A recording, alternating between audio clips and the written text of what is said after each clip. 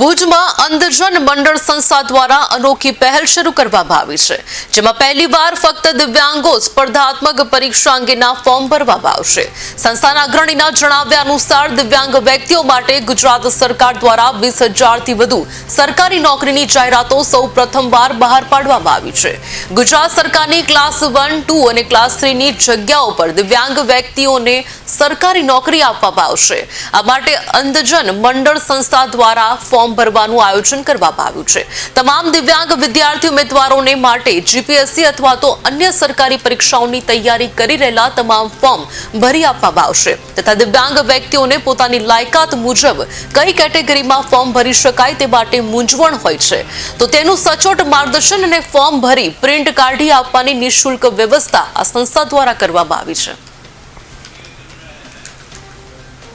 સીઆરસીમાં manager તરીકે કામ કરું છું અને આજ તો ખુશીના એક સમાચાર છે કે દિવ્યાંગ વ્યક્તિઓ માટે આ સંસ્થા દ્વારા એક નવી પહેલ કરવામાં આવે છે કે આપ જાણો છો એમ કે ગુજરાત સરકાર દ્વારા ઇતિહાસમાં પહેલી વખત દિવ્યાંગ વ્યક્તિઓ માટે સરકારી ભરતી અને એ પણ 20,000 થી વધુ ભરતીની પ્રક્રિયા હાથ ધરવા જઈ રહી છે।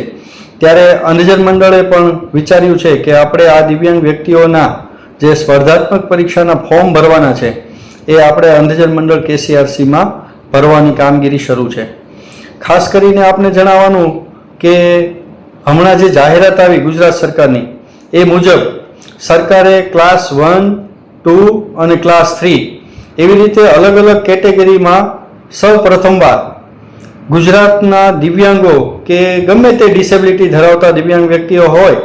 એના માટે અલગ અલગ સરકારી જગ્યાઓ પર નિમણૂક બહાર પાડવા માટેની ભરતી પ્રક્રિયા હાથ ધરવાની છે અને એમાં યુપીએસસીથી માંડીને અનેક સ્પર્ધાત્મક પરીક્ષાઓ લેવામાં આવશે અને દિવ્યાંગ વ્યક્તિઓને સરકારી નોકરી પ્રાપ્ત થઈ શકે એવું છે। જેના ભાગરૂપે અંધજન મંડળ અમદાવાદ દ્વારા